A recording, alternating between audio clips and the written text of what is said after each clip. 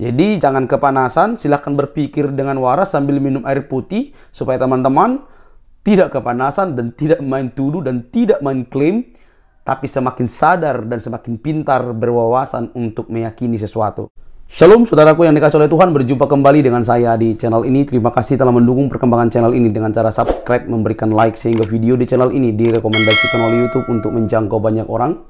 Tentu teman-teman boleh memberikan komentar yang cerdas, sopan, yang menghormati orang lain. Dan saya meminta kepada teman-teman untuk terus mendukung saya dengan cara men-share video dari channel ini di berbagai media teman-teman, sehingga ada banyak orang yang mengetahui informasi dan kebenaran yang disampaikan melalui channel ini, dan ada banyak orang yang akhirnya dimerdekakan dari dosa oleh kebenaran dalam Kristus Yesus.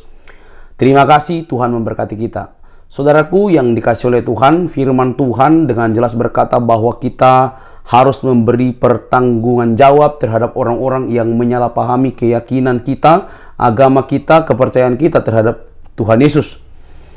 Kita tidak membela agama, tapi kita hanya meluruskan, membantah setiap tuduhan, ocehan, dan juga tafsiran-tafsiran liar dari oknum-oknum atau polemikus muslim yang lebih begitu menggebu-gebu untuk membahas dan menafsirkan Alkitab sesuka hati mereka. Saudaraku yang dikasih oleh Tuhan, di zaman internet ini kita tidak bisa lagi ditipu kecuali kita menipu diri sendiri dan menjadi penipu. Kenapa saya katakan demikian? Di zaman internet ini semua terbuka dengan terang menderang. Kita hanya perlu belajar mempercayai dengan akal sehat, logika terhadap suatu keyakinan yang kita lihat dan saksikan di Indonesia. Saudaraku yang dikasih oleh Tuhan,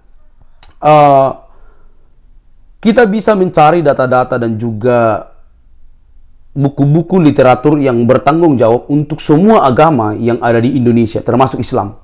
Jadi kalau dibilang Islam tidak bisa dikorek, dikritisi segala macam, itu hanya sebuah klaim dari orang-orang yang tidak mampu dan tidak siap untuk berargumen. Dan biasanya orang-orang begitu, teman-teman, lebih identik kalau dikritisi, lebih identik main lapor dan teriak-teriak sana-sini dan mengkafir-kafirkan. Nah, inilah yang terjadi selama ini. Nah, saudaraku yang dikasih oleh Tuhan, apologetik Kristen ini begitu luar biasa lagi, teman-teman, memaparkan kepada kita, menerangkan dengan baik, lugas tentang ayat itu dan tentang Allah Subhanahu wa Ta'ala. Bagaimana kisahnya, teman-teman? Bagaimana pelajarannya? Mari kita lihat. Jangan skip supaya dapat informasi yang lengkap dan berwawasan. Ini dia, teman-teman, videonya.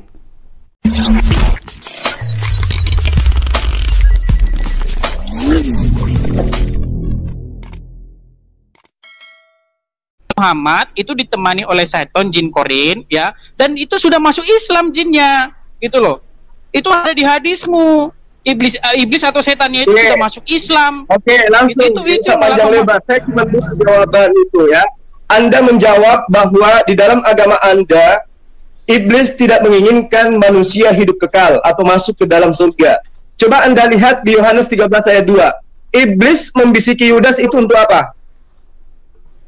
Ya, iblis itu kerjanya adalah melawan firman Tuhan, gitu loh.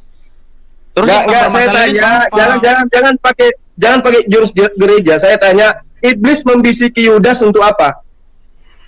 Untuk mengkhianati tuannya sendiri, untuk mengkhianati Yesus.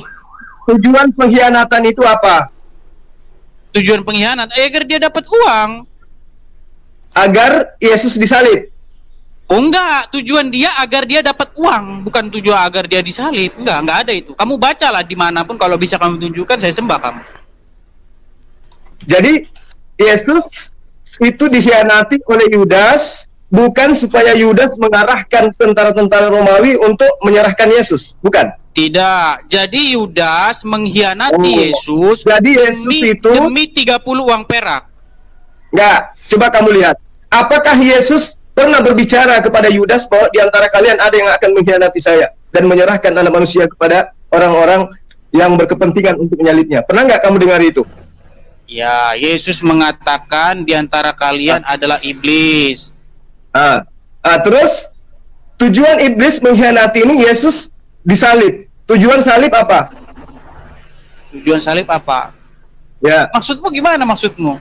Aku tanggapin. Jawab aja dulu. Ya. Ketika Yesus mati disalib, Ada nggak yang dibebaskan dari dosa waris?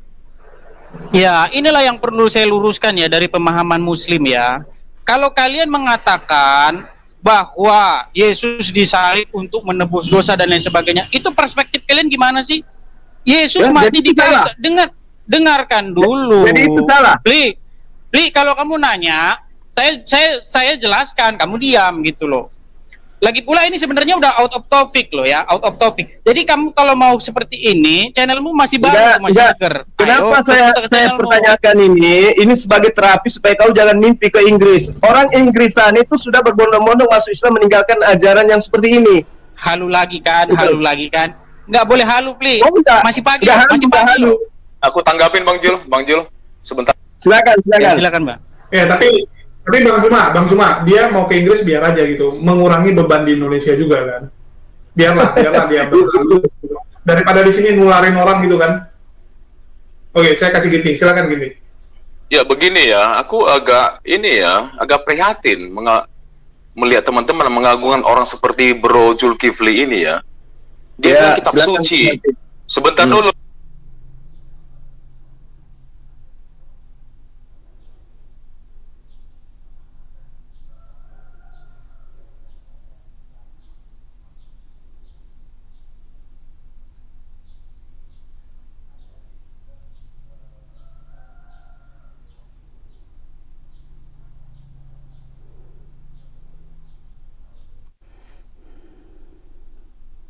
Tuh, jangan dipotong dong.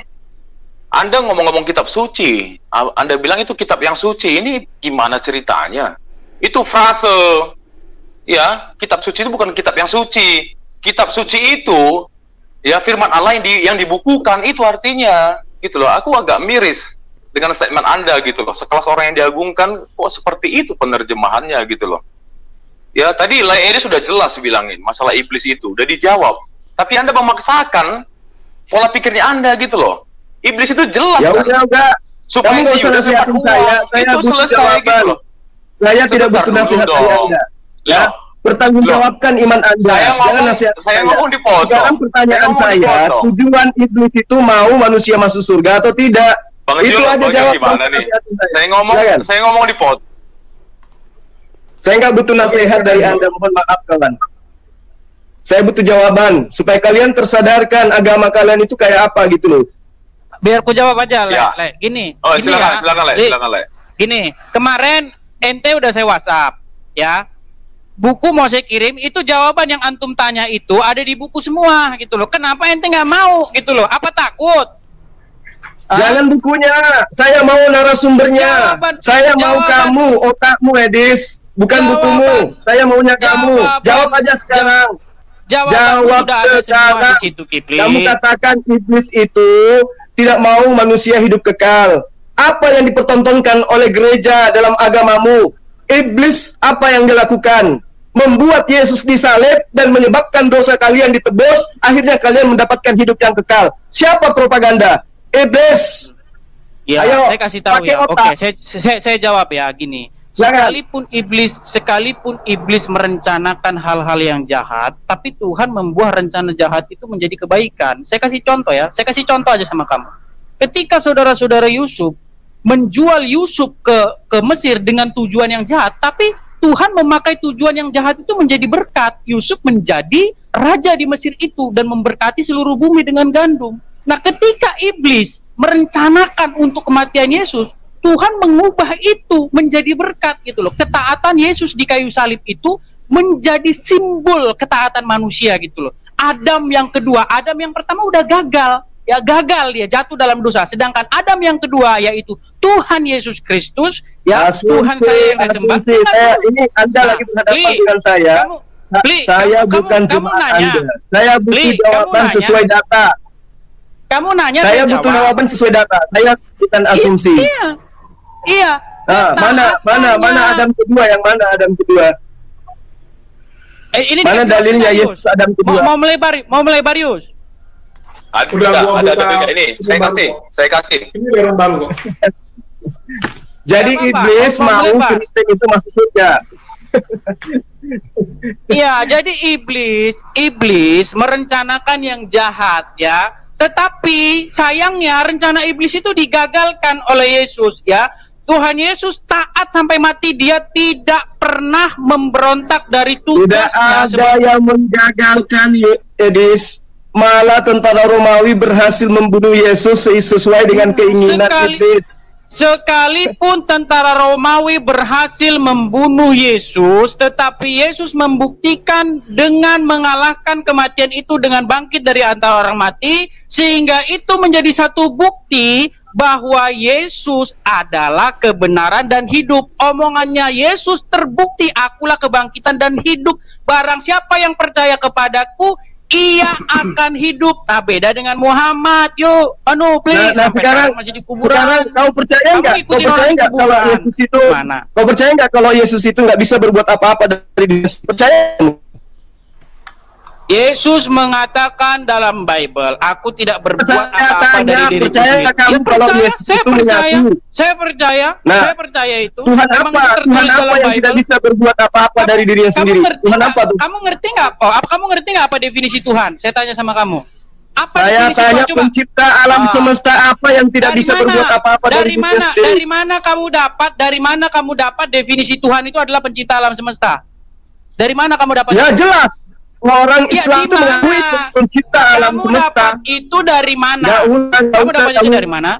Sekarang saya tanya, apakah alam semesta itu betul tidak mampu berbuat apa-apa dari dirinya sendiri? Saya tanya kamu, definisi Tuhan pencipta alam semesta itu kamu dapat dari mana? Sebabnya, Edis, kenapa saya jijik berdebat sama kamu? Karena kalau kamu Mending kamu ditanya, baca buku saya.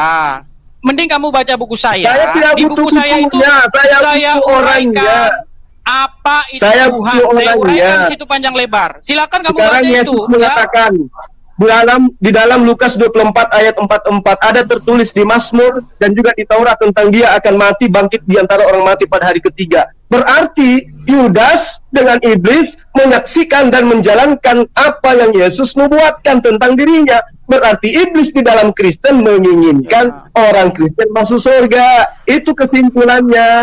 Oke, kawan?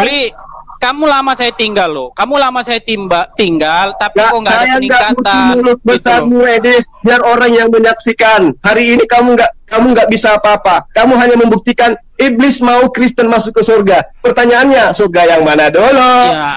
Ya, itu asumsimu. Yang jelas-jelas tertulis di hadismu. Itu bukan asumsi. Itu data loh. Bagaimana kemudian Yudas Muhammad sudah masuk Islam? Itu yang harus kamu pikirin. Iblis membisikkan Yudas agar Yudas berkhianat ke Yesus. Akibat khianatnya Yesus disalib. Akibat salib Kristen dibebaskan dari dosa. Kristen dibebaskan dari Muhammad Tuhan. Kristen dibebaskan dari Yesus Adam kedua ada di 1 Korintus 15 ayat 47. Silakan dibaca. 1 Korintus 15 ayat 47. Enggak, itu di buku saya udah saya bahas, Bang. Iya, Bang. Di buku saya udah saya bahas panjang lebar itu, Bang. Iya, Bang.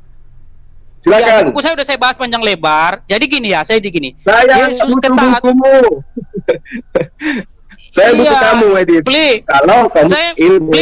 Saya minta kedewasaanmu lah ya. Ya kan? Kedewasaanmu. Udah lama kamu saya tinggal loh.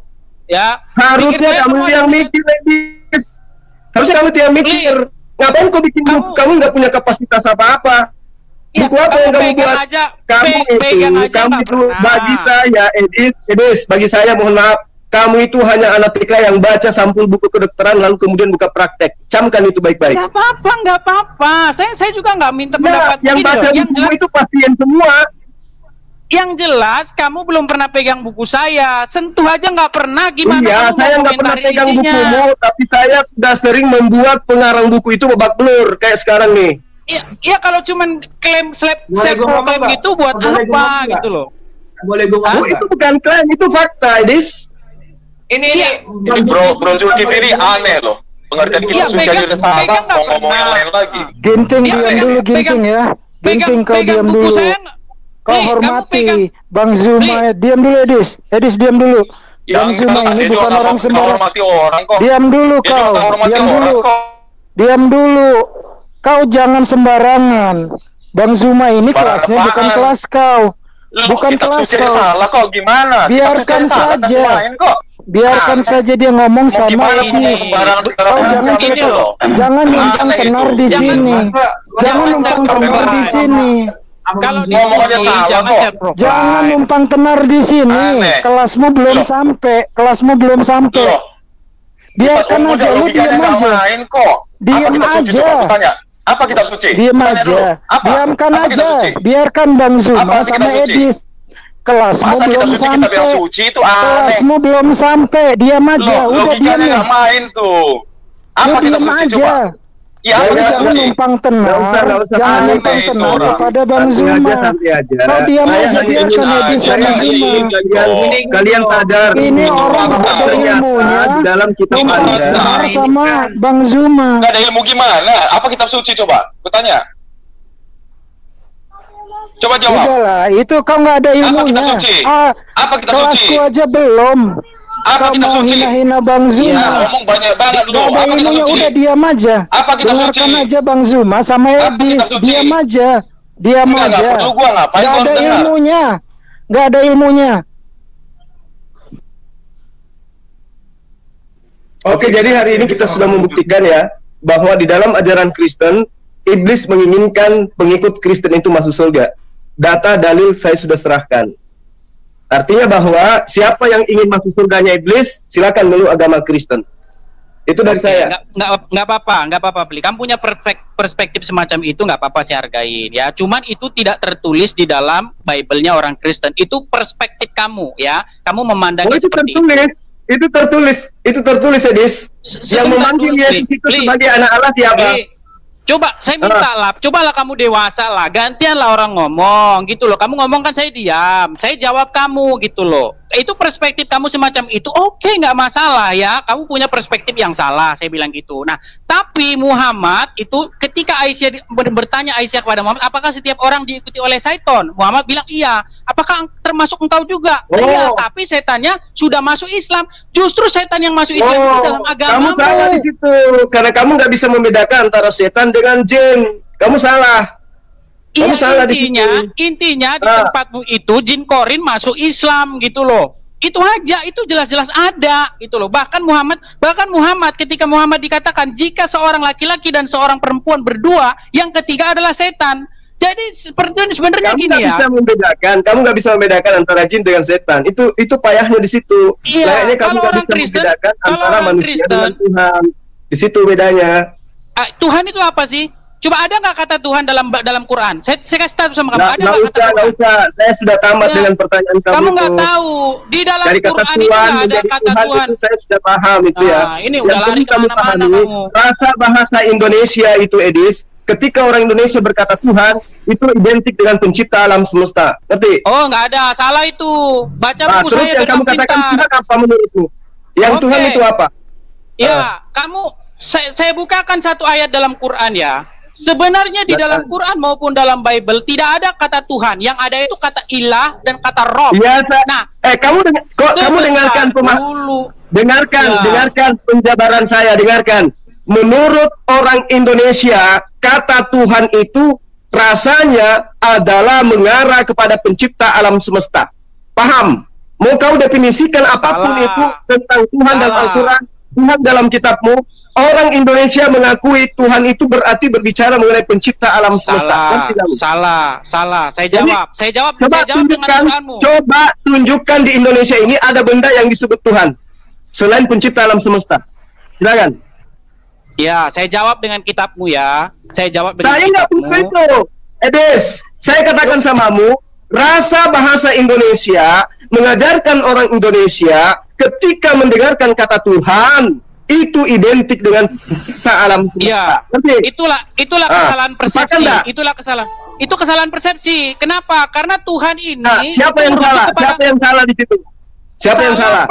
Salah persepsi umum. Kata Tuhan itu merujuk kepada satu jabatan, ya, merujuk kepada satu jabatan. Makanya kehadiran saya ini mewakili umum bahwa Tuhan menurut orang Indonesia pencipta alam semesta. Ya, itulah persepsi yang salah. Itulah persepsi yang salah. Ya, saya cuma ngomong, kalau kita bicara terjemahan selesai kita. Di dalam Quran tidak ada kata Tuhan, yang ada kata Rob dan kata ilah. Nah, kata ilah dan kata Rob ini terjemahannya sebenarnya kata Rob inilah yang diterjemahkan sebagai Tuhan. Nah, ilah inilah mungkin yang kamu maksud. Sekarang saya tanya sama kamu, apa definisi ilah dalam bahasa Indonesia yang benar? Ilah sembahan. Salah lagi kamu, salah lagi kamu. Dari mana kamu dapat itu? Dari mana kamu dapat itu? Saya salah. Coba kamu. Coba giliran kamu.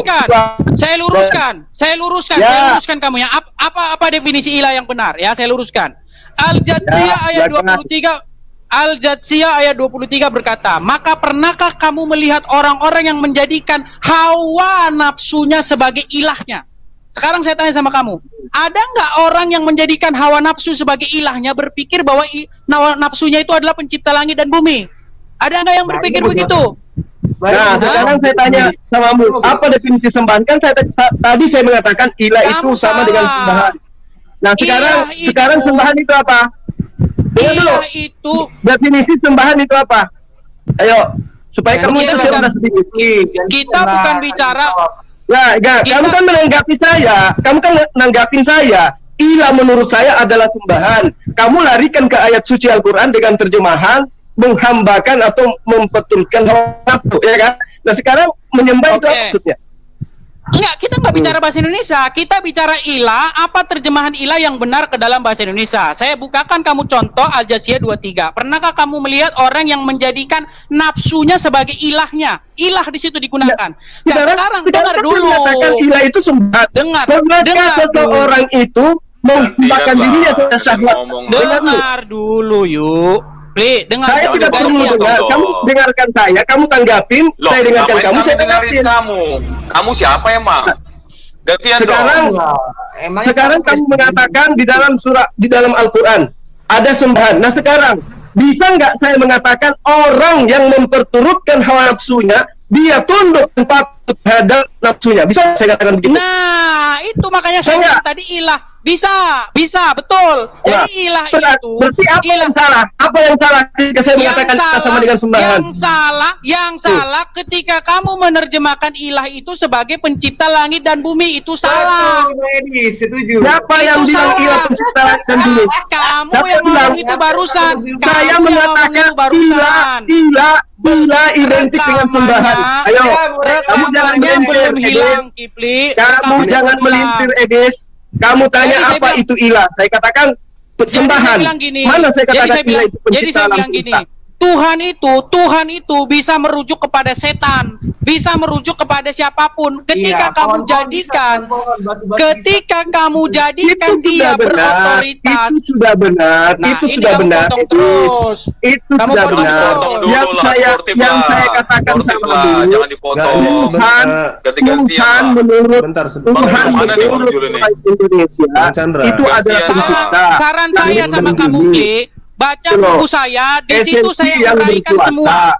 Nah, sekarang ketika Anda tanya apa arti ilah, saya katakan sembahan. Anda melarikan ke ayat Al-Quran dengan menggunakan terjemahan. Saya katakan, apakah orang yang memperturutkan hawa nafsunya bisa dikatakan dia menyembah hawa nafsunya? Dia tunduk dan taat pada nafsunya. Saya sepakat dengan kamu. Saya sepakat dengan kamu. Apa yang salah di situ? Oke. Sekarang saya tanya sama kamu. Ketika kamu menuruti iblis, berarti kamu menjadikan iblis sebagai Tuhan. Betul? Sepakat nggak kamu?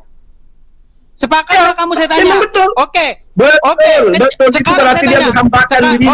Betul. Sebentar. Kepada perintah iblis. Sama seperti yang Anda lakukan. Menyembah Yesus itu perintah siapa?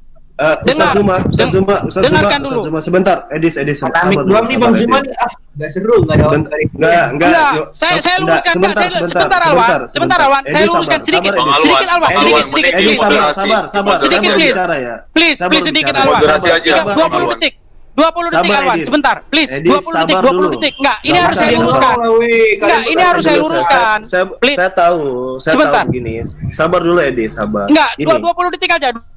Sebentar, sabar dulu. Saya baru bicara, dengarkan saya baik-baik.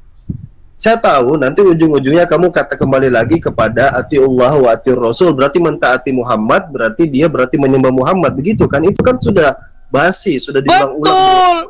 Betul. Iya, dan itu sudah Bang Jul dimoderasi aja Bang Jul. Sekarang gini dulu, saya mau ini dulu ya. Tadi Bang Chandra itu suka memotong Kemudian Yoga juga suka memotong yang tadi itu. Biarkan mereka berdua, itu saja saya mau kasih tahu gitu. Jadi biar enak didengarnya. Ini masalahnya begini, Ustaz Alwan. Sebentar. Anda bukan sebagai moderator, Bang Chandra. Anda bukan moderator. Iya, sebentar. Begini, kita harus fair loh. Itu nggak boleh. Sudah, saya kembalikan ke Bang Julius. Kembalikan ke Bang Julius saja. Saya kasih timer. Iya, kasih timer aja Bang Jul, bagus tuh. Saya begini, kalau saya usul gini, kita ambil per beberapa menit ya. Misalnya Ustadz Zuma, lalu Pak Edis, lalu Prince Lair juga ya, ada. Betul. Kita ganti-gantikan aja ngobrol. Betul, kasih timer aja. Iya, karena lu bukan nyalanin tadi Ginting, lu cuma potong-potong. Oke, saya kasih timer. Kira-kira gimana Bang Zuma sama Bang Edis? Boleh, nggak apa-apa. Biar saya selesaiin dulu Kifli di sini. Sombong loh. Iya, tapi mungkin waktunya aja karena di sini juga sudah menjelang zuhur dengan Ustaz Zuma. Saya sih begini, Edis, kalau saya tanggapin dulu ya sebelum saya keluar, saya izin live ya. Pertama, narasi itu sudah basi juga, sudah kita jelaskan berkali-kali. Saya nggak tahu seberapa temboknya muka Anda menjelaskan itu dan tidak capek-capeknya gitu. Saya sudah katakan al-ilah dulu. Ada kata alif lam itu bermakna ma'rifah. Kalau dia bermakna ma'rifah berarti itu khusus lillahi, khusus untuk Allah. Ar-Rabb, ada alif lam di situ. Lam, mau gantiin Zulkifli, kamu?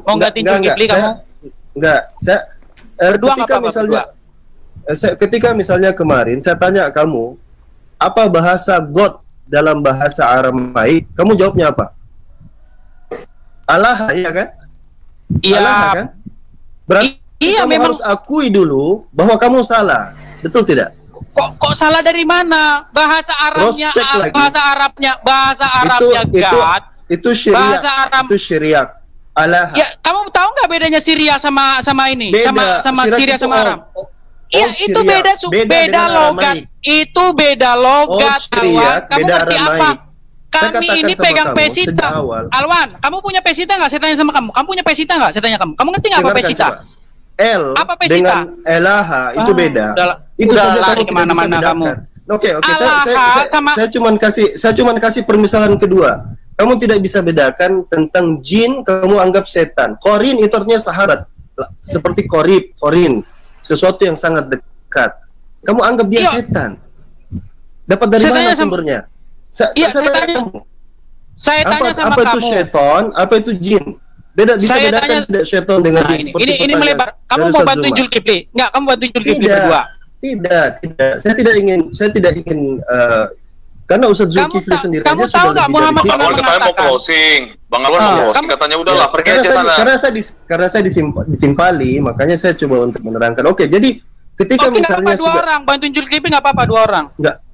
Sudah mau zuhur kayaknya. Oke, saya serahkan waktu ke Ustaz Zuma dan teman-teman yang lain. Tapi saya ingin sampaikan seperti ini gitu. Bahwa ketika itu sudah diterangkan dan itu sudah berkali-kali, coba masuk ke area yang lebih baru lagi. Kamu hanya memperpanjang sesuatu yang sudah, dan bosannya kan di situ. Kamu takut Zulkifli mau saya hajar yang ini. Yang kedua, Bang Chandra ini juga emosionalnya nggak terjaga, ingin menimpali, ingin masuk, ingin memotong. Tapi masih mending lah. Ingin membela. Biasanya dia rantang orang MMA. Iya. Belum sampai itu. Iya, oke, saya izin dulu. Ya. Saya closing apa, Jul? Nanti biar ladies sama Bro Zulkifli aja berdua nggak apa-apa. Ya, makasih ya Bang Jul ya. Jadi begini ya. Ini Bro Alwan ini terlalu banyak framing dan segala macam. Aku nggak simpati juga jadinya gitu loh. Kita harus fair lah. Dari tadi, perhatiin ya, dari tadi. Gitulah Edis ngomong, ditimpali. Gitulah Bro Zulkifli ngomong, nggak kita timpali kok sebenarnya. Gara-gara dia sering timpali. Nggak ke topik kok. Oke, terakhir. Nggak ke topik. Oke, terakhir gini, oke. Aku kasih kata aku ngomong sih Bang Jul. Dari 2 Petrus 2 ayat 12. Tetapi mereka itu sama dengan hewan yang tidak berakal. Sama dengan binatang yang hanya dilahirkan untuk ditangkap dan dimusnahkan. Mereka menghujat apa yang tidak mereka ketahui, sehingga oleh perbuatan mereka yang jahat, mereka sendiri akan binasa seperti binatang liar. Makasih banyak Bang Jul, salam damai. Makasih Bang Ginting. Ya, ini Bang Ginting sering sekali bercerita dan entah kenapa ya, ceritanya selalu mengingatkan saya kepada Bang Ginting dan teman-teman ya, kayak tadi kan cerita tentang kawannya ya, 2 orang, satu yang nggak punya kemampuan tapi iri aja karena teman satunya menonjol. Ya, terus dia pernah cerita juga yang lain-lain yang mirip sama dia gitu, luar biasa. Oke, sebenarnya dari tadi kita juga udah nggak masalah ya antara Bang Zuma sama Bang Edis. Kalau bilang nggak memotong, perasaan dua-dua saling memotong ya, dua-dua saling memotong. Tetapi yang pasti yang lain tidak ada yang nimbrung gitu. Bang Slayer nggak nimbrung, terus Bang Alabibi nggak nimbrung, yang lain nimbrung. Kan Tikus sama Bang Ginting yang nimbrung, udah tuh nimbrungnya itu bukan kasih solusi, tapi ikut-ikutan ribut gitu. Kalau Bang Awan saya biarkan karena dia kasih solusi gitu. Ada solusi dan kalimat menenangkan gitu. Sehingga temponya tuh turun. Kalau Ginting kan enggak, dia cuma ikutan heboh-heboh gitu. Cuman untuk buat rusuh-rusuh aja. Itu yang membedakan. Kenapa kalau udah rusuh biasa saya persilakan Bang Awan. Karena kita tahu tipikal Bang Awan ini nggak gampang ya terprovokasi oleh orang-orang seperti Bang Ginting. Oke, ini kira-kira gimana Bang? Mau dilanjutkan atau di lain kesempatan aja? Jadi yang pertama ya, tadi buktikan bahwa itu adalah agama yang diselamatkan oleh iblis untuk masuk ke surganya iblis melalui propaganda yang dilakukan terhadap Yudas. Kemudian sudah Edis bertanya tentang ilah, ya, tentang Tuhan dan seterusnya. Saya sudah menjelaskan bahwa ilah itu adalah sembahan. Nah, dia katakan salah, katakan sembahan. Artinya, lalu kemudian dia mencari terjemahan dalam Al-Quran. Lalu kemudian dia katakan, berarti kamu itu menyembah kepada iblis karena taat kepada apa? Taat kepada siapapun karena ketaatan itu adalah penyembahan. Ini definisi yang dia bangun sendiri. Padahal ketika dia mencoba untuk mengatakan pada Rasulullah SAW itu juga adalah penyembahan, berarti itu salah di situ. Karena status Rasulullah hanya sebagai Rasul. Status Allah kepada Allah berarti ketaatan kepada Tuhan. Ketaatan kepada Rasul berarti ketaatan kepada utusan Tuhan. Ketaatan terhadap Allah dan ketaatan terhadap Rasulnya itu berbeda. Makanya Yesus mengatakan, siapa yang dia percaya kepada yang telah mengutus aku, siapa yang mengimani aku berarti dia percaya kepada yang mengutus aku. Selalu identiknya kepada yang mengutus. Makanya orang-orang yang menyembah kepada utusan itu kesesatannya di situ. Kami taat kepada Rasulullah. Taat apa? Taat untuk mengikuti perintahnya untuk menyembah kepada Allah. Nah, kalau taat kepada Rasul dalam arti kata seperti apa yang dipertontonkan Kristen, mereka mengaku pengikut, tapi ujung-ujungnya dia menyembah Yesus. Itu sudah salah di situ. Ketika kita menganggap kita taat kepada Rasul, taat kepada Yesus, berarti taat kepada ajarannya, perintahnya, itu sebenar. Nah, sekarang pertanyaannya, apakah Kristen ini taat kepada perintah Yesus? Itu yang jadi masalah. Tidak ada ketaatannya. Mereka cuma mengaku pengikut. Dalam prosesi keagamaan mereka, tidak ada satupun ketaatan terhadap Yesus. Mereka malah menyembah. Sama seperti Musa. Ketika Musa datang, dia sebagai juru selamat. Dia datang membawa keselamatan bagi Bani Israel. Dia adalah utusan Tuhan. Dia adalah Nabi. Kemudian Bani Israel menyembah dia. Dia telah datang memberikan sesuatu yang sangat luar biasa. Belah lautan, membuat baja bisa hidup, membuat ular bisa membuat orang sakit itu sembuh dan seterusnya. Apakah kemudian dia disembah? Tidak. Yesus datang. Dia memberikan mujizat. Apakah orang Yahudi pada saat itu juga menyembah Yesus? Tidak. Musa aja mereka tidak sembah, apalagi Yesus. Bagaimana dengan Kristen? Dia ini penumpang gelap. Menyembah Nabi, menyembah Rasul. Dan sebenarnya itu sudah menghinakan agama Samawi, agama langit, agama Samawi. Mereka Kristen ini menghina agama Samawi dengan mengatakan utusan Tuhan, utusan yang berupa Nabi itu mereka sembah dan mereka tuhankan. Dia sandingkan dengan pencipta alam semesta. Itu makanya muncul pertanyaan saya tadi di awal. Apakah iblis itu menginginkan manusia masuk ke surga? Jawabannya tidak. Tapi di dalam praktek keagamaannya, iblislah yang menjadi dasar terjadinya penyaliban sehingga orang Kristen dibebaskan dari hukum penghambaan terhadap Tuhan dan dibebaskan dari aturan-aturan Tuhan. Kristen merdeka dari semua itu karena propaganda iblis. Artinya Kristen akan dimasukkan ke dalam surganya iblis. Saya kira seperti itu, Adinda Julius. Karena di sini udah azan. Nanti kalau misalnya benar-benar tim kita, ya tim saya itu sudah mengizinkan saya berdebat dengan Edi, sebenarnya saya mau, teman-teman nggak mau. Tapi kalau dia selalu bermulut besar seperti ini, saya siapkan waktu untuk dia. Demikian sementara. Kamu saya kasih waktu untuk mempersiapkan diri.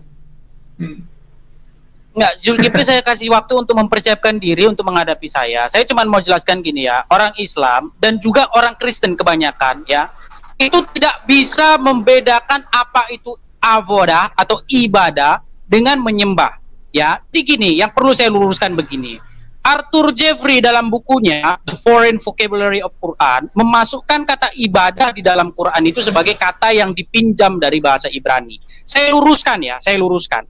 Jadi arti ibadah ini itu sering dipahami orang sebagai suatu ritual kegiatan acara keagamaan ya, misalnya berdoa di gereja, sholat di masjid, dan kegiatan-kegiatan acara agama sebelumnya. Jadi maksud saya gini ya, kebanyakan orang mengartikan ibadah adalah sebuah ritualisme belaka, padahal arti dari ibadah sesungguhnya bukanlah itu. Definisi sempit semacam itu terjadi karena sesungguhnya masyarakat yang menggunakan kata itu sebagai bahasa sehari-hari tidak memahami arti dari mana asal-usul kata itu dan apa arti kata itu menurut dari mana kata itu berasal. Kata ibadah secara etimologi ya berasal dari bahasa Ibrani dari kata avoda, yang artinya adalah bekerja, mengerjakan, melayani, menghambakan diri, atau mengerjakan sesuatu yang diperintahkan kepadanya. Saya kasih contoh, jika Tuhan memerintahkan Anda untuk jangan mencuri, kemudian Anda melakukannya, maka itu adalah ibadah Anda kepada Tuhan. Sebaliknya, jika iblis atau roh jahat memerintahkan Anda untuk berzina, melacur, main judi, dan lain sebagainya, kemudian Anda menurutinya, itu juga bentuk ibadah Anda kepada roh jahat. Jadi dengan menyadari definisi ibadah yang benar, maka seseorang akan lebih sensitif menyadari keberadaan dirinya, kepada siapakah dia beribadah sesungguhnya, kepada siapa dia sedang beribadah. Sebab banyak orang mengira dengan tidak melakukan upacara penyembahan terhadap roh jahat, maka dia berpikir tidak sedang beribadah kepada roh jahat. Padahal dia sedang beribadah kepada roh jahat ketika orang tersebut misalnya melakukan pesta narkoba, pesta seks, korupsi, dan lain sebagainya. Nah, jika Yesus memerintahkan untuk berbuat begini dan begitu, lalu saya melakukannya, ini adalah bentuk ibadah saya kepada Yesus. Sebaliknya, jika Allah memerintahkan muslim untuk begini dan begitu, lalu muslim melakukannya, itu adalah bentuk ibadah muslim kepada Allah. Nah, itulah betapa pentingnya untuk menyadari apa sebenarnya arti ibadah. Orang Kristen percaya bahwa Yesus adalah sang firman yang menjadi daging, yang hidup, ya, firman Tuhan yang hidup. Jadi, firman yang diajarkan Yesus juga adalah firman yang diajarkan Bapa. Ketaatan kepada Yesus adalah sama juga dengan ketaatan kepada Bapa yang mengutusnya. Melanggar perintah Yesus adalah juga sama dengan melanggar perintah Bapa yang mengutusnya. Beribadah kepada Yesus secara otomatis juga beribadah kepada Bapa yang mengutusnya. Nah, pertanyaan saya sekarang, tolong muslim jangan menggunakan standar ganda. Pertanyaan saya begini, apakah kalian beribadah kepada Muhammad? Sebab bukankah kalian mematuhi Muhammad sama seperti kalian mematuhi Allah? Jadi jika kalian mematuhi perintah Allah, itu sama saja beribadah kepada Allah. Lalu ketika kalian mematuhi perintah Muhammad, mengapa tidak dikatakan bahwa kalian beribadah juga kepada Muhammad? Apa kalian ini pakai standar ganda atau bagaimana? Ya, saya minta kamu Jul, siapin waktu kamu untuk ngadepin saya, ya. Saya minta waktu kamu untuk ngadepin saya. Biar kamu saya tatar dulu kamu, biar tobat ya. Silakan. Luar biasa Bang Enis. Kamu itu menjadi Kristen karena taat kepada Paulus. Apakah boleh saya katakan kau menyembah Paulus? Mentuhankan Paulus? Paulus berbicara atas nama Yesus. Ketika Paulus berbicara atas namanya sendiri, maka saya tidak perlu mentaatinya. Karena dia manusia bisa berbuat salah. Gimana Yesus mengajarkan menyembah kepada Yesus? Kamu ngerti nggak? Kamu ngerti nggak apa saya itu menyembah? tanya, yang kamu praktekkan itu adalah menuhankan Yesus. Ada nggak Yesus mengajarkan itu? Maka Zulkifli, makanya saya nggak mau tanya, ya. Saya ingat pertanyaan saya. Ketaatanmu kepada Paulus adalah menyembah Yesus. Sekarang saya tanya, ada tidak Yesus mengajarkan itu? Orang Kristen tidak pernah diajarkan taat kepada Paulus. Tetapi Paulus buktinya sekarang Anda menyembah Yesus itu ajaran siapa? Anda menyembah Yesus ajaran siapa? Biar saya jawab ya. Gimana sih? Biar saya jawab. Di mana Yesus mengajarkan untuk menyembah dirinya? Kamu kasih saya waktu jawab. Kalau kamu kasih waktu jawab, saya jawab. Silakan. Ya, jadi gini ya, Pli ya. Bagaimana kita mau berbicara tentang penyembahan Yesus, penyembahan Allah, kalau kita tidak mendefinisikan dulu apa itu penyembahan? Sebelum kita berdiskusi tentang menyembah Yesus, menyembah ini, menyembah pulan, kita harus berbicara dulu apa itu menyembah, definisi menyembah. Biar nggak debat kusir. Saya ajarin kamu debat yang berkualitas, ya. Saya lihat malu loh, Jul. Saya lihat kamu udah saya tinggal lama, udah saya anggap murid saya sendiri, tapi nggak ada peningkatan. Gitu loh. Sebelum kita bicara tentang menyembah, tolonglah kita clearkan dulu apa sih menyembah itu. Ya udah, nggak usah banyak bicara apa itu menyembah, nggak usah Iya, terlalu banyak bicara. Menyembah itu apa? Saya sudah saya sudah jelaskan itu di channel saya tadi malam, ya. Sebenarnya yang kamu maksud ini bukan menyembah, tapi ibadah. Sekarang saya jawab, kamu jawab sekarang. Nah, menyembah itu apa, Edis? Yang kamu, oke, sekarang gini aja. Yang dalam bahasa Arab apa yang kamu maksudkan? Jangan pakai bahasa Indonesia. Kamu nggak usah pakai jurus perampok di sini. Kamu tadi saya katakan siapa ngajarin kalian itu menyembah? Kamu mau menjelaskan apa itu menyembah? Saya jawab. Saya jawab. Yang kamu maksud menyembah di sini sujud atau ibadah? Ya, yang kamu maksud menyembah di sini sujud atau ibadah? Saya tanya kamu. Kamu mempertuhankan. Kamu menganggap Yesus itu adalah ilah yang muncul jadi manusia, itu ajaran siapa? Betul. Itu aja poinnya, nggak usah berbelit-belit. Karena Yesus mengatakan, barang siapa yang melihat aku, ia telah melihat dia yang mengutus aku. Barang siapa yang taat kepada Yesus, sudah otomatis dia taat kepada Bapa. Barang siapa yang menjadikan Yesus sebagai Tuhan, sudah ketaatanmu menjalankan ajaran agamamu, menuhankan dia, menyembah dia di samping Bapa, itu dari mana ajarannya? Lo dari Yesus sendiri. Kamu gimana? Yesus katakan aku adalah Bapa.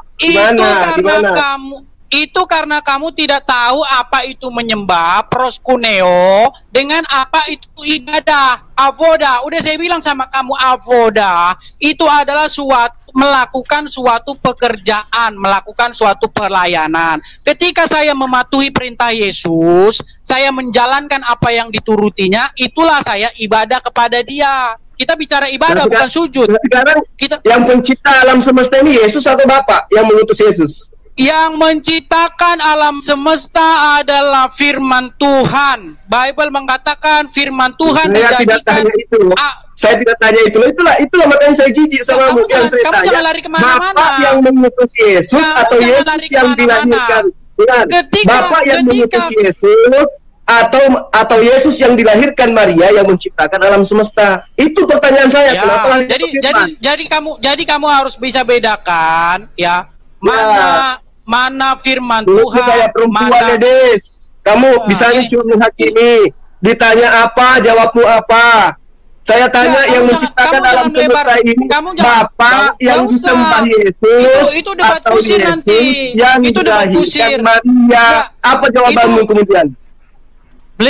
Itu debat kusir nanti. Untuk apa? Untuk apa bahas yang sesuatu berbeda? Nah ini makanya karena teman-teman itu melarang saya berdiskusi sama kamu karena kamu itu sombong tapi tidak ada ilmu. Kalau hanya berkelit kamu bisa, kamu hebat memang. Pertanyaan sudah jelas, yang menciptakan alam semesta Yesus yang disembah oleh Bapak yang disembah Yesus atau Yesus yang dilahirkan oleh Maria, yang diceboin oleh Maria? Apa jawabanmu kemudian? Ya, saya jawab. Nah.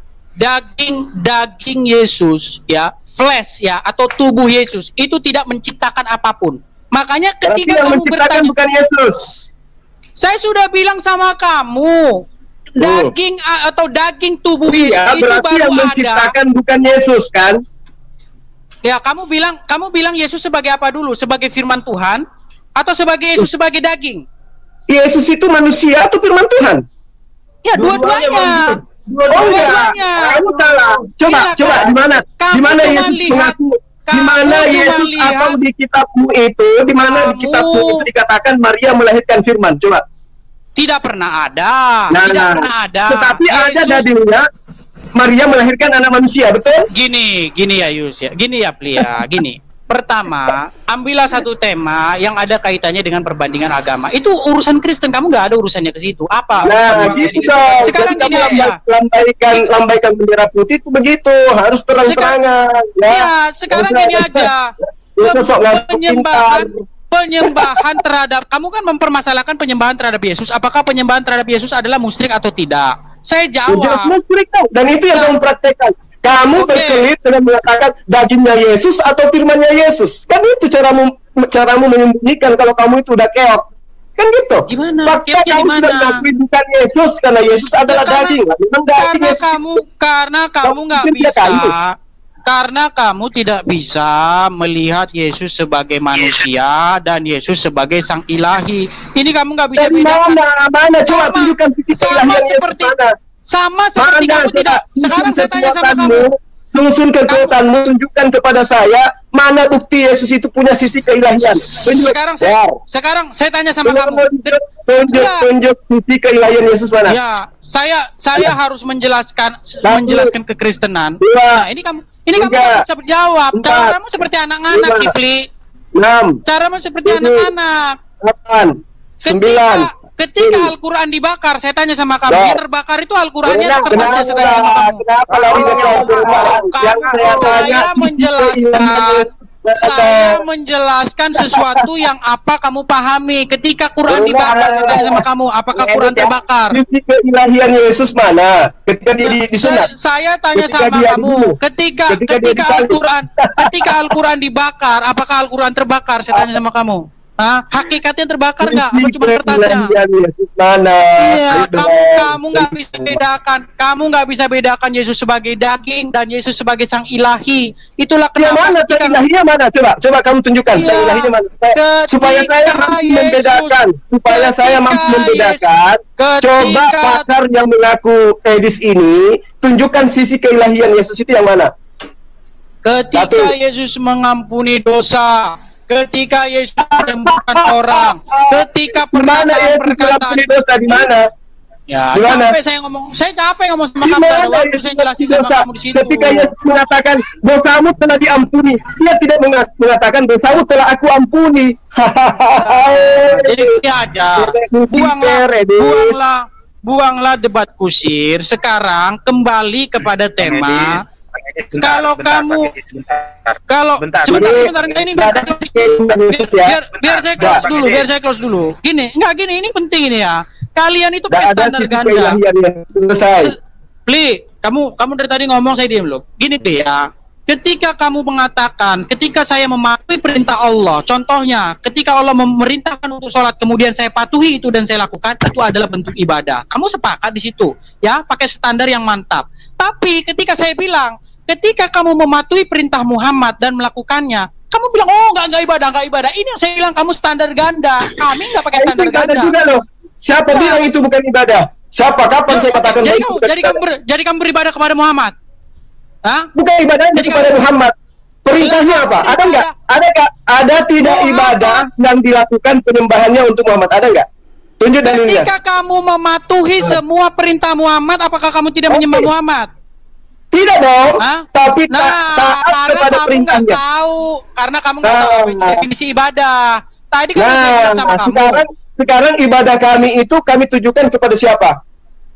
Ya kepada Muhammad. Di mana kami menyembah kepada Muhammad? Kamu dalam sholatmu 5 kali sehari kamu mengucapkan salam kepada Muhammad. Dalam tahiyat. Loh, kamu dalam tahiyat. Itu makanya saya katakan ini. Dalam kamu itu anak TK yang baca di dalam tahiyat kamu mengatakan Assalamu alaika ya ayuhan nabiyyu. Kamu ngomong sama siapa di situ? Waktu kamu sholat, kamu mengatakan Assalamu alaika ya ayuhan nabi, kamu ngomong sama siapa? Hah? Kita juga menyebut nama Abraham di dalamnya. Nggak pernah. Kamu menyebut nama Kami menyebut juga Abraham di dalamnya. Kamu menyebut nama Abraham tidak secara langsung. Kamu menyebutnya langsung namanya. Ketika kamu mengatakan Allahumma shalli ala Muhammad wa ala ali Muhammad kama shallaita ala Ibrahim wa ala Ibrahim. Apakah juga mengatakan kamu mengatakan kami menyembah Ibrahim juga? Di situ kamu tidak sedang berbicara kepada Muhammad ataupun tidak sedang berbicara kepada Ibrahim, karena kamu mengatakan Allahumma sholli yang baca sampul buku kedokteran lalu kita praktek. Ketika kamu mengatakan Allahumma sholli, ketika kamu mengatakan Allahumma sholli, kamu tidak berucap kepada Muhammad, tidak berucap kepada Ibrahim, tapi ketika kamu mengucapkan Salamu alaika ya Nabi, kamu mengucapkannya kepada nabimu yang ternyata sekarang sudah tidak hidup lagi. Jadi kamu berdoa kepada orang mati, betul atau tidak? Betul. Penyembahannya di mana? Kepada orang penyembahannya mati. Di mana? Penyembahannya. Itulah penyembahanmu dalam tahiyat. Kalau dikatakan salamun al-nabi itu artinya apa? Kamu ngomong sama Muhammad di situ. Artinya apa? Ya, salam kepadamu wahai Nabi. Salam sejahtera kepadamu wahai Nabi. Kamu ngomong sama siapa di situ? Jadi kalau saya mengatakan salam kepada Edis, aku menyembah kepada Edis. Saya tanya, kamu ngomong sama siapa ketika kamu mengucapkan salam alaika ya Nabi? Saya tanya. Ya, kepada Nabi. Nah, benar nggak kamu? Sekarang Nabi mau ada di mana? Masih hidup nggak? Oh, jadi harus hidup gitu. Loh, kamu berkomunikasi dengan orang mati dalam sholatmu, betul nggak? Jadi gitu. Jadi kalau misalnya saya mengatakan keselamatan atas berkomunikasi dengan orang mati, saya tidak ada, bahkan saya yakin, oke, bahkan saya yakin sholatmu tidak seperti yang Muhammad lakukan. Apakah Muhammad mengucapkan tahiyat? Apakah Muhammad mengucapkan salamu alaika ya Nabi? Dia mengucapkan itu enggak? Ya jelas dia melakukan itu karena dia memberikan contoh. Makanya dikatakan sabu kama ra'aitumuni usalli. Salat kalian sebagaimana kalian melihat aku sholat. Dan pengajaran sholat itu diajarkan oleh beliau. Coba. Sama ketika kamu berdoa, sholatlah kamu sebagaimana kamu melihat saya sholat. Oke, sekarang saya tanya, Muhammad bersolat mengucapkan tahiyat nggak? Ketika doa Bapak kami kamu ucapkan, apakah Bapak juga berdoa kepada Bapak yang di surga? Siapa yang mencontohkan itu? Tidak pernah. Maka itu sama seperti itu. Beda. Ketika Muhammad mengajarkan sholatlah kamu sebagaimana kamu melihat aku sholat, berarti sholatmu harus seperti Muhammad sholat. Sholatmu harus seperti, Muhammad. Ketika Muhammad sholat, Muhammad mengucapkan tahiyat, assalamualaikum ya Nabi, mengucapkan nggak? Jelas dia melakukan itu karena mereka mencontohkan. Bagaimana Muhammad mengucapkan assalamualaikum ya Nabi? Dia mengucapkan sama siapa? Sekarang ketika saya tanya samamu, apakah menyembah Yesus di samping Bapa itu Yesus pernah contohkan? Mengikuti Yesus. Nah, di mana Yesus mencontohkan menyembah Yesus? Yesus mengatakan, bukan mengatakan. Di mana Yesus mempraktekkan ibadah hari Minggu menyembah kepada anak Maria? Di mana? Lari kemana-mana, kamu udah kena sekak, kamu udah kena kamu udah lari kemana-mana. Rasulullah sholat, kami ikuti cara sholatnya. Nah sekarang kamu menyembah Yesus, kamu ikut siapa? Mengikuti Yesus dong, karena kamu nggak tahu apa itu menyembah. Kapan Yesus mempraktekkan? Sudah saya bilang sama masuk kamu, ke gereja, menyembah dirinya itu Yesus praktekkan di mana? Tadi sudah saya bilang. Di mana Yesus mempraktekkan dirinya menyembah kepada manusia bernama Yesus? Di mana? Tadi kita sudah bahas Ajazia 23. Pernahkah kamu melihat orang-orang yang menjadikan hawa nafsunya sebagai Tuhannya? Pernahkah kamu melihat orang-orang yang menyembah hawa nafsunya? Sekarang saya tanya, kamu sudah ada berita penting, tunggu dulu ya, Bang Zuma, si Walabu barusan ke telepon nih, mamanya Chris yang kemarin saya ada di tempat Bang Zuma, yang di Makassar, itu lagi live masuk ke tempatnya si Walabu. Mamanya ingin sampaikan, suruh minta tolong anaknya pulang, walaupun dia muslim nggak apa-apa, maksudnya dia udah terima gitu. Ini gimana? Dia mau bicara ke sana, nanti coba videonya diambil lagi. Nafsunya memerintahkan dia untuk korupsi, untuk mencuri dituruti, itu artinya mentuhankan hawa nafsunya. Betul, Iblis sudah menjelaskan, jempol sama kamu, Pli. Tapi kenapa standar? Tetapi kenapa standar itu tidak kamu gunakan ketika kamu menuruti Muhammad sebagaimana kamu telah menuruti Allah? Kamu tidak mau mengakui kalau kamu menyembah Muhammad. Di situ salahnya kamu. Apakah kemudian apakah kemudian ketika kamu taat rambu-rambu lalu lintas itu artinya kamu menyembah rambu-rambu lalu lintas? Ya, secara definisi yang benar itu memang ibadah. Ibadah itu udah saya bilang tadi sama kamu. Iya, makanya saya katakan sama bukan pekerjaan. Ketika kamu taat kepada rambu-rambu lalu lintas, apakah kamu menyembah rambu lintas mentuhankan dia? Ya memang iya. Kalau kamu tidak menjadikan lampu merah itu sebagai Tuhan di perapatan, kamu jatuh kecelakaan. Itu namanya gila. Nah, itulah yang kena namamu. Itulah yang kena namamu. Orang-orang Kristen itu kena di situ. Ketika Nabi Allah datang mengajarkan rambu-rambu untuk taat hanya menyembah kepada Allah, kalian menyembah justru yang membawa aturan.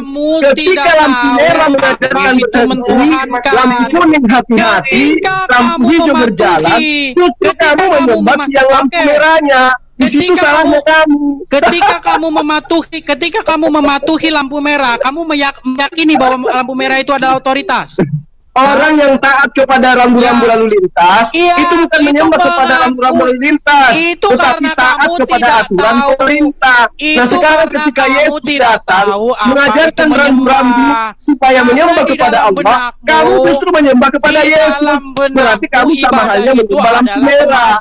Sholat itu di dalam benakmu, ibadah itu seperti itu. Ibadah itu artinya sholat di masjid. Itulah saya bilang definisimu salah.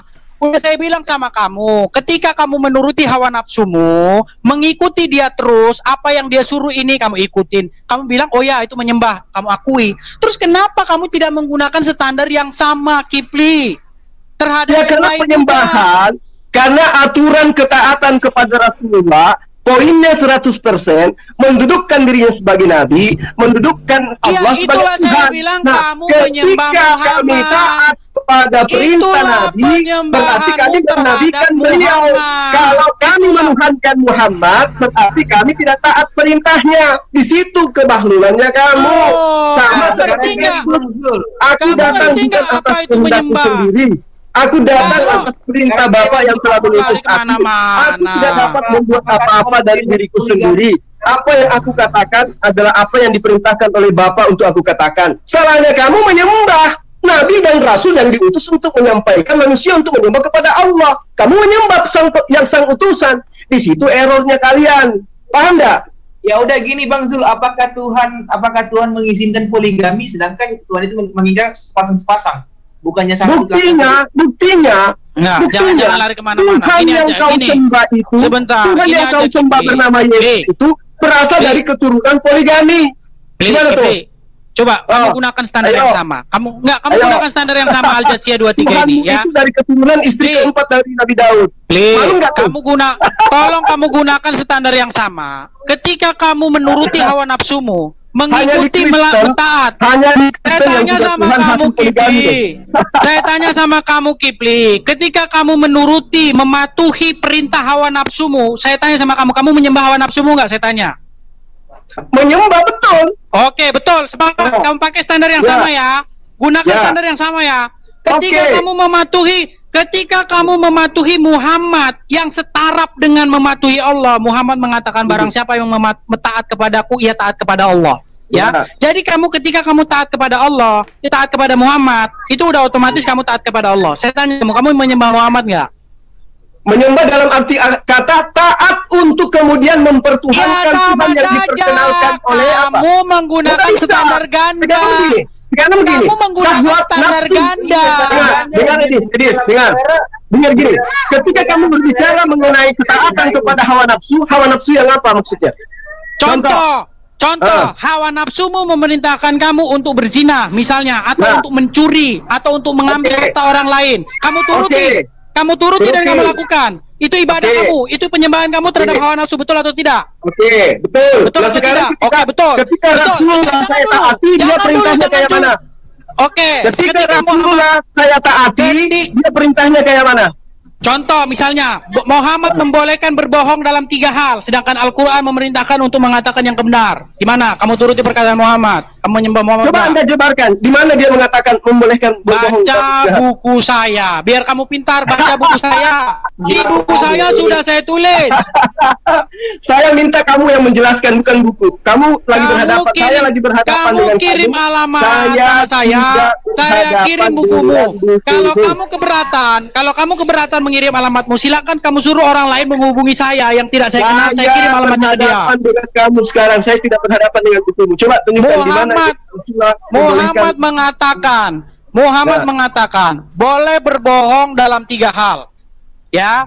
Sedangkan Al-Quran di dalam Al-Ahzab ayat 70. Di mana itu dikatakan? Di mana dikatakan Muhammad membolehkan berbohong 3 hal? dalam hadis dikatakan kalian boleh berbohong dalam 3 hal. Apakah saya perlu menjelaskan ini lagi sama kamu? Hadis apa perlu saya jelaskan? Iya, saya tidak punya waktu Jul untuk ngomong sama orang awam lagi. Kalau saya tanya balik, benar nggak bahwa Paulus itu menjeratmu dengan kebohongan? Kamu sudah saya tinggal berapa Saya tanya samamu, kamu kan tidak mampu menunjukkan buktimu. Nah sekarang saya tanya balik samamu, apakah Paulus pendiri agamamu membolehkan berbohong demi untuk kemuliaan Tuhan? Boleh nggak? Jangan lari kemana-mana, jangan lari kemana-mana. Saya tanya sama kamu, kan tidak mampu membuktikan tuduhanmu. Nah sekarang saya tanya samamu, apakah dalam agamamu pendiri Kristen dibolehkan melakukan pembodohan demi untuk mendatangkan kemuliaan Tuhan?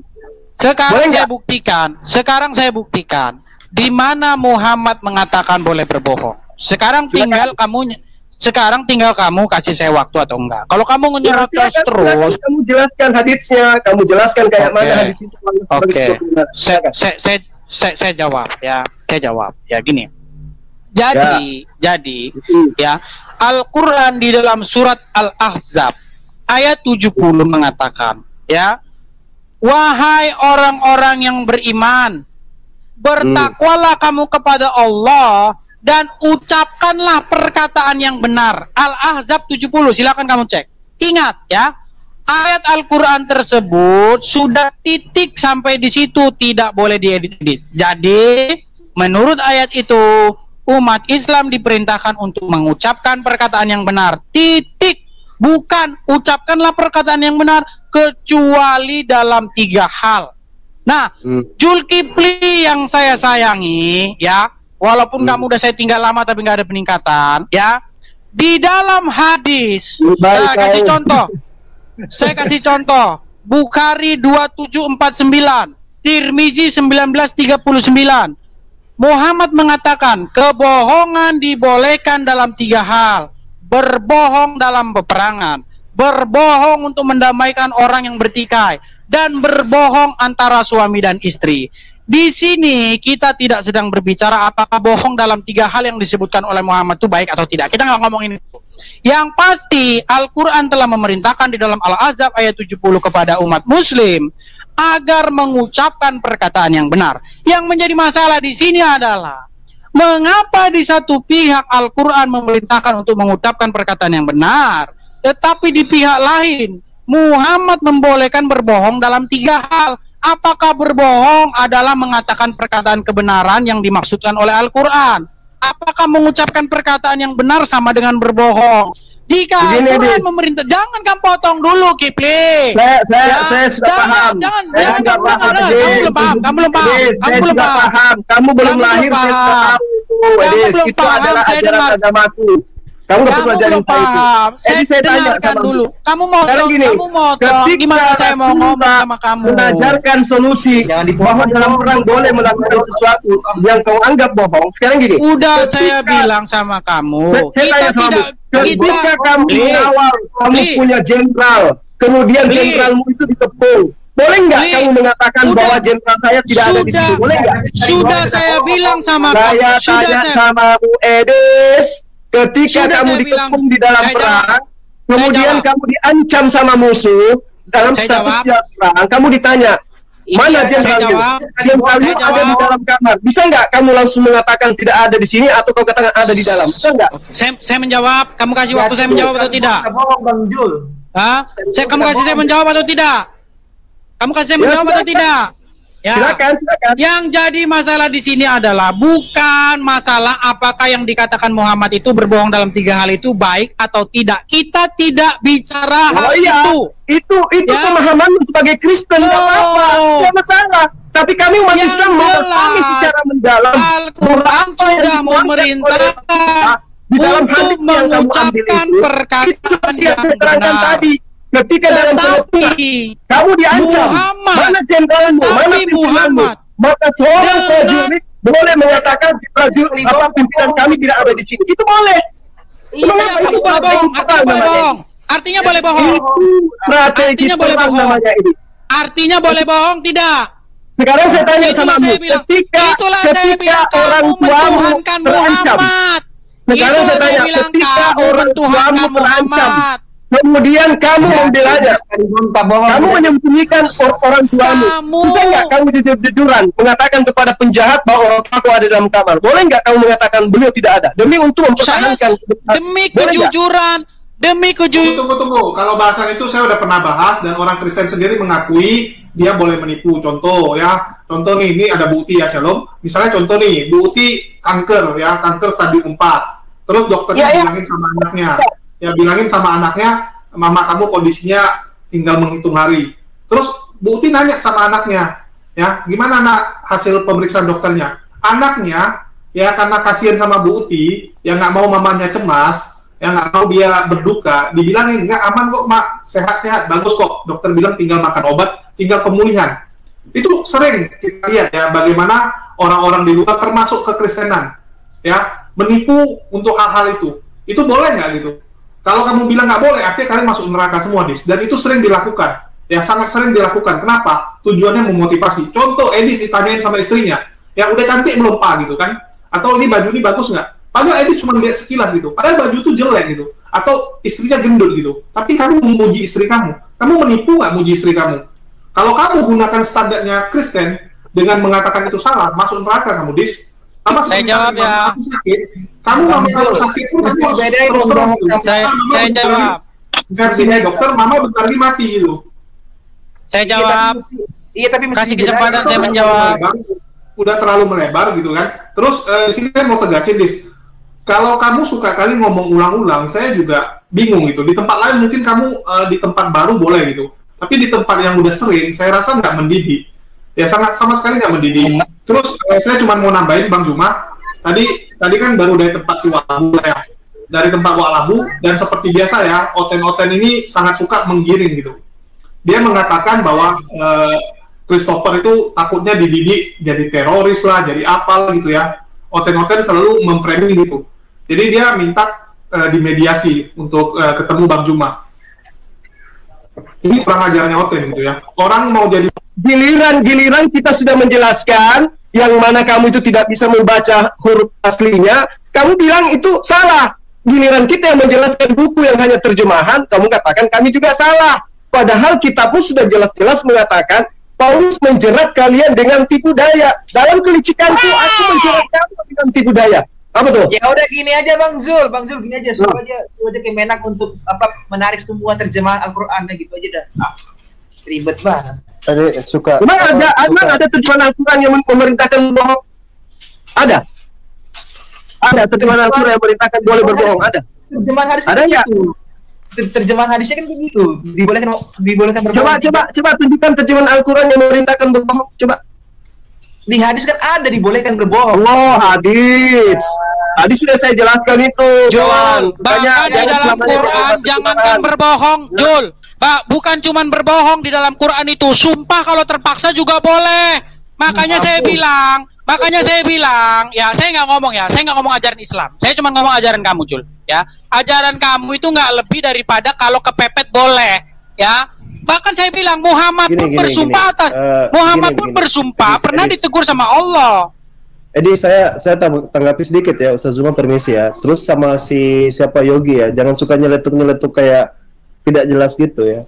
Biar iya, dia kayak provokator di belakang teriak-teriak aja. Kayak anak-anak main di pinggir jalan gitu. Woi, siapa yang lewat gitu. Enggak usah. Adinda Alwan, saya mau baru sholat. Ada pertanyaan saya, tolong dikaji nanti sama orang Kristen ini. Coba tunjukkan prosesi ibadah di dalam Kristen tentang ketuhanan, tentang kerasulan, tentang kitab sucinya yang tidak berlandaskan atas kebohongan. Tunjukkan fakta, kalau itu bebas dari kebohongan semuanya itu. Termasuk Kristen yang mengatakan Yesus itu Tuhan, apakah itu bukan kebohongan atau kebohongan? Situ ya, saya pamit sejenak. Jangan lupa ucapkan tahiyat ya. Salam kepada ya, jadi begini, saya bantuin ya Bang Julius ya. Bang Julius saya sedikit lagi. Jadi gini, hal yang membosankan dengan iblis itu adalah mengulang-ulang sesuatu yang sudah kita perdebatkan berkali-kali. Jadi kayak kuldesak ya. Kuldesak itu dalam istilah teknik sipil itu jangan buntu aja di situ aja muter-muter. Ilmunya tidak nambah. Jadi saya sudah sering terangkan sebentar. Jadi saya Oke, kalau itu saya setuju Bang Juma. Nasi kuning dibawa nasi kuning. Ya, tadi saya udah bilang kenapa ya saya sangat kasihan melihat Edis dari dulu nggak bertambah gitu. Itulah kenapa dia nggak bisa naik kelas. Walaupun dia udah duluan jadi pendebat, dia bilang dia termasuk pendebat senior ya. Iya. Tetapi Bang Julius, gitu aja. Iya, karena begini, karena kan tadi kan sudah saya tebak bahkan arah kemana dia kan, bahwa dia akan mengatakan Muhammad. Dari saya pergi sampai saya pulang sholat, masih tetap hal yang sama. Sudah saya katakan, mentaati Muhammad itu tidak berarti mengkhianati Allah. Karena Muhammad Rasulullah SAW sendiri mengatakan, la ta'ati makhluk fi maksiatillah. Tidak ada ketaatan kepada makhluk, termasuk Rasulullah, termasuk Muhammad, dalam rangka bermaksiat kepada Allah. Jadi tidak mungkin bahwa Rasulullah itu memerintahkan sesuatu di luar daripada apa yang diperintahkan oleh Allah. Saya tunjukkan kalau Muhammad, saya tunjukkan. Dengar, nggak ini harus jangan biasa motong. Udah santai. Iya, santai aja. Jangan biasa motong. Layan tiku anil hawa, tidak berbicara dengan hawa nafsunya. Tadi dia kasih contoh misalnya. Hadis ini mengatakan boleh berbohong. Quran mengatakan tidak boleh berbohong. Kata siapa? Justru Quran itu memberikan taksis. Makanya dalam hukum Islam ada namanya hukum am, ada namanya hukum khas. Hukum umum, hukum khusus. Hukum babi haram. Dijelaskan di dalam hadis. Boleh dalam kondisi darurat. Hukum berdusta haram. Tapi ketika dalam kondisi Anda terdesak, dalam perang, dalam rangka kebaikan, iya, itu namanya itu dibolehkan. Itu namanya taksis, ya. Tunggu, sebentar Ibu, sabar. Itu namanya istisnaat. Cari itu namanya hukum in condition, ya. Jangan potong dulu. Ada kondisinya ya, nggak begitu. Sabar Ibu, sabar. Jadi misalnya begini. Inconditionally. Ya Allah, ini kok nggak bisa di kayak anak-anak lagi buatin. Jadi misalnya ketika misalnya dalam Islam vaksin misalnya ada babi, ulama dalam hal tertentu menghalalkan karena memang kondisinya darurat. Lebih bagus karena maksud daripada syariat itu adalah menjaga jiwa. Jangan sampai ada orang mati, itu lebih penting daripada segala sesuatu. Yang namanya maqasidus syariah. Yang kedua, ketika kita berbicara tentang taksis tadi itu, istisnat itu tidak bisa dalam kondisi apapun itu terbukti itu harus ada. Pesawat ada pintu darurat, ya kan? Bagaimanapun ini pasti ada pengecualian. Mobil presiden, ambulans itu nggak bisa lewat lampu merah. Kalau itu misalnya, ini sudah berulang-ulang kali kita jelaskan, itu hukum Kristen itu tidak punya seperti itu. Tidak ada istisnaat, tidak ada pengecualian. Jadi kalau misalnya Ibu Uti didatangi maling, suaminya sembunyi, satu keluarga semua di dalam kamar, dikatakan mana suamimu? Ibu Uti akan dengan lantang mengatakan, oh suami saya ada di kamar, bunuh saja mereka. Karena tidak ada hukum itu. Islam punya hukum itu. Kalau itu misalnya mengancam jiwa, jangan. Bohong boleh. Itu lebih bagus. Jadi meninggalkan satu mafsadat daripada mafsadat yang lain. Mana mudarat yang lebih kecil kita lakukan demi dalam rangka untuk menghindari mudarat yang lebih besar. Ini keagungan Islam yang seperti ini kok dipersoalkan. Sebentar ada ibu saya ya. Okay. Saya nambahin ya. Ini udah pernah kita bahas dulu. Kita bahas ya. Tunggu. Ini udah sangat bosan kita bahas, di mana namanya peraturan pasti ada namanya kebijakan khusus untuk kondisi-kondisi tertentu. Ya sama seperti Bang Alwan bilang, ada namanya pintu darurat, ada hal-hal tertentu. Ini yang tidak punya di Kristen. Itu membuktikan apa? Ajaran Kristen bukanlah ajaran dari Tuhan. Tuhan nggak mungkin menyediakan, ya memberikan arahan, tetapi tidak memberikan tambahan, ya untuk kondisi-kondisi tertentu. Kalau Kristen apa? Kalau kalian mentok, kalian berdoa. Minta Roh Kudus gitu, minta Roh Kudus. Jadi kalau sesuatu yang mereka baca di Alkitab itu nggak ada, mereka akan minta Roh Kudus, petunjuk. Begitu minta Roh Kudus, ya Bang Slayer dikasih petunjuk A, Bang Edis dikasih B, berbeda petunjuknya, berantemlah mereka. Itulah kenapa Kristen selalu berantem sesama Kristen. Karena itu berdasarkan Roh Kudus, bukan berdasarkan kebenaran dari Tuhan. Ya, jadi yang datang Roh Kudus atau Roh Setan kita nggak tahu. Sama seperti yang saya cerita gitu. Bu Uti lagi sakit, maka harus jujur gitu. Padahal dia tinggal minta ya udah, dia akan bilang, oh ya udah saya minta tuntunan Tuhan, saya doa dulu. Tuhan bilang saya harus ngomong jujur atau gimana gitu. Ini yang nggak mungkin bisa ketemu. Dan saya rasa udah cukup. Dari tadi kita mutar-mutar nggak jelas aja sama Edis. Ya saya rasa udah cukup bis, karena udah pernah kita bahas. Itulah saya bilang Ya di sini saya sudah 30 kali kayaknya dibahas dari dulu, walaupun udah senior. Membosankan saja. Ya, maksudnya walaupun dia udah lama ya, dia pendebat senior lah, sama seperti Luga lah gitu ya, senior apapun lah. Senioritas tidak menunjukkan kualitas. Bisa jadi junior itu jauh lebih jago daripada senior, kenapa? Juniornya cepat, dia belajar. Sedangkan seniornya ngapain? Ya mentok-mentok aja gitu. Nggak ada progresnya.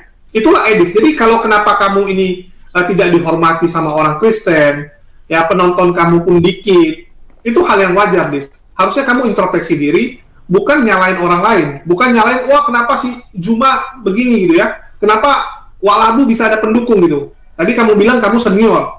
Inilah harusnya kamu renungkan.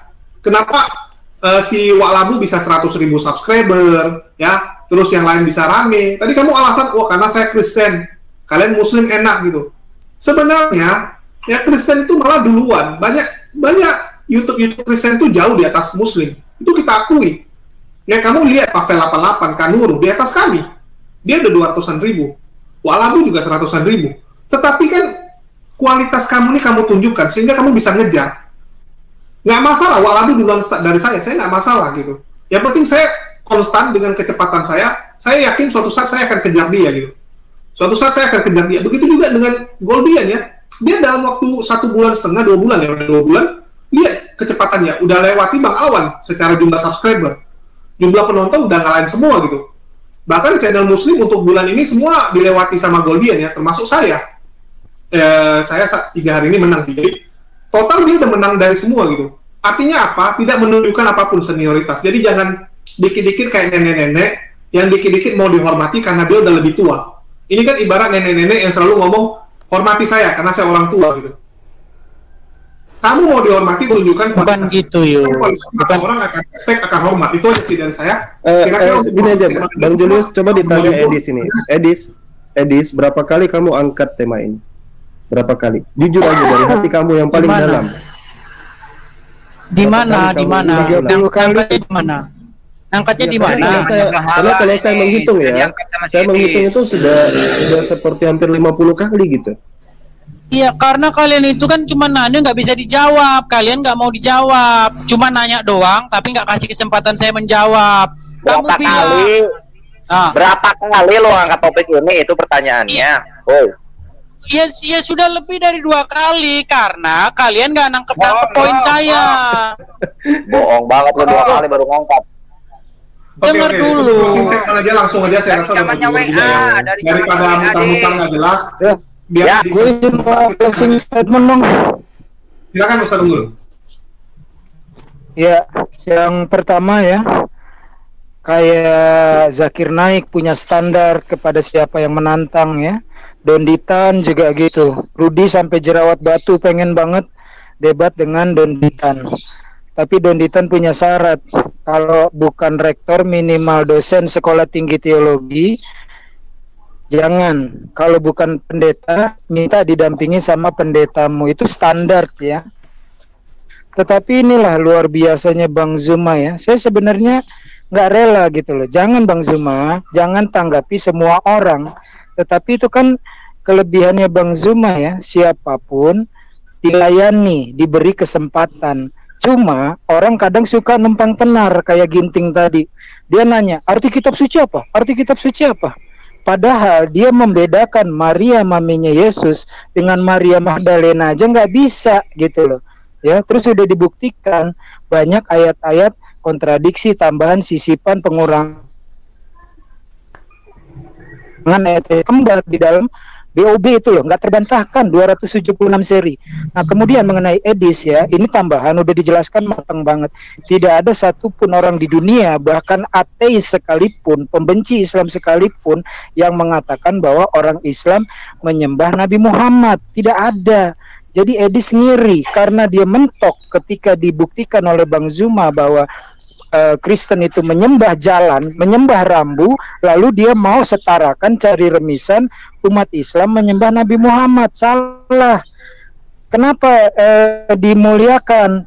Nabi Ibrahim juga dimuliakan seperti di dalam perjanjian lama. Siapa yang mendoakanmu, aku akan merahmatimu. Siapa yang mengutukimu, aku akan mengazabmu. Itu ada di dalam PL. Siapa yang melakukan? Umat Islam. Jadi ini penutup ya. Kalau Edis bilang bahwa itu kok di Quran tidak dibolehkan, di hadis dibolehkan. Secara logisnya fitrah manusia sudah dijelaskan 3 hal yang dibolehkan tadi dalam hadis. Tetapi jangan lupa Edis, hukum pertama yang paling tinggi adalah Al-Quran. Bila kita mendapati hadis itu bertentangan dengan Al-Quran, itu hukumnya gugur. Tetapi pertanyaan logisnya yang sudah dijelaskan Ustadz Alwan tadi, bapak lu terancam, terus lu kasih tahu tempat persembunyiannya, padahal bapak lu nggak bersalah, atau dalam pasukan ketika tertangkap musuh. Nah, ini hukum-hukum Islam itu jelas. Tadi Ustadz Alwan menjelaskan yang berlaku umum dan berlaku khusus berdasarkan sikonnya. Kalian pun dikasih hukum khusus nggak ngejalanin kok, nggak ada aturan dalam Kristen. Oke, gitu aja. Standby lagi. Oke, ya silakan closing statement. Saya closing dulu ya. Yus, saya dulu Yus, saya udah lama. Yus, saya udah lama ini mau keluar Yus. Ya, silakan. Ini, iya, saya closing dulu. Ya, gini. Dia mau duhur dia. Udah lama loh saya udah bantu ngisi channelmu loh Yus. Ya tolong kasih kesempatan gini ya. Jadi gini ya. Kalau kalian mengatakan boleh berbohong dalam situasi tertentu, ya ini artinya saya bilang agama kalian itu berarti agama yang tidak pernah percaya kepada kekuatan tangan Tuhan ya.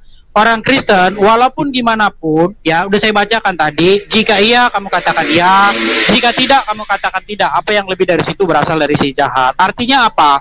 Orang Kristen percaya kepada Tuhan yang akan bertindak.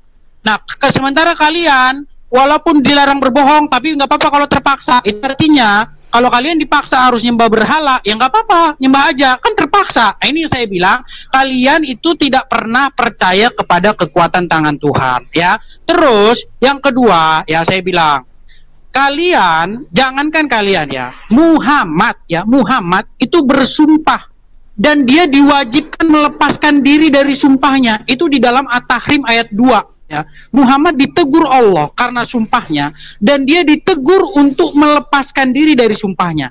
Nah, itu di channel saya bahas tuh. Dua muslim ngakuin kesalahan Muhammad. Saya tanya sama dia, waktu Muhammad bersumpah, dia bersumpah atas nama siapa? Dia Muhammad pasti bersumpah atas nama Allah, nggak mungkin Muhammad bersumpah atas nama Bakwan. Nah, ini closing ya. Jadi jangankan kalian ya, Muhammad yang diduga bersumpah atas nama Allah, membawa-bawa nama Allah, tapi Allah nggak perintahkan, ditegur dia di dalam At-Tahrim ayat 2, diwajibkan dia melepaskan diri dari sumpahnya.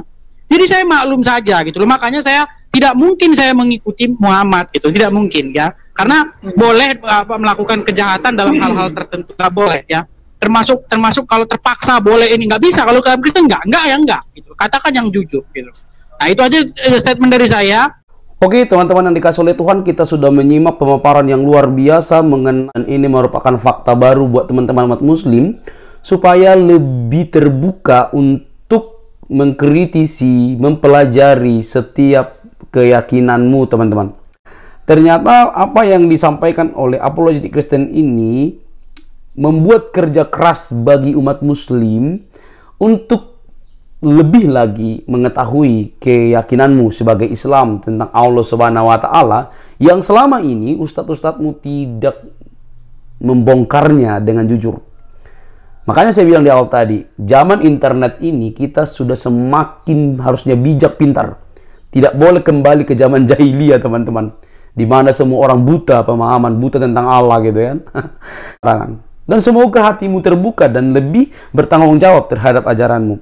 Kalau kamu tidak yakin, ya udah, tinggal berpikir saja. Tetapi dalam kekristenan, keselamatan itu mutlak dari Yesus Kristus, tidak ada yang lain. Dia datang dari surga untuk manusia supaya diselamatkan. Jadi jangan kepanasan, silahkan berpikir dengan waras sambil minum air putih supaya teman-teman tidak kepanasan dan tidak main tuduh dan tidak main klaim, tapi semakin sadar dan semakin pintar berwawasan untuk meyakini sesuatu. Sampai di sini teman-teman video saya. Jangan lupa tekan tombol subscribe, like, komen, dan share. Sampai ketemu di video selanjutnya. Bye-bye.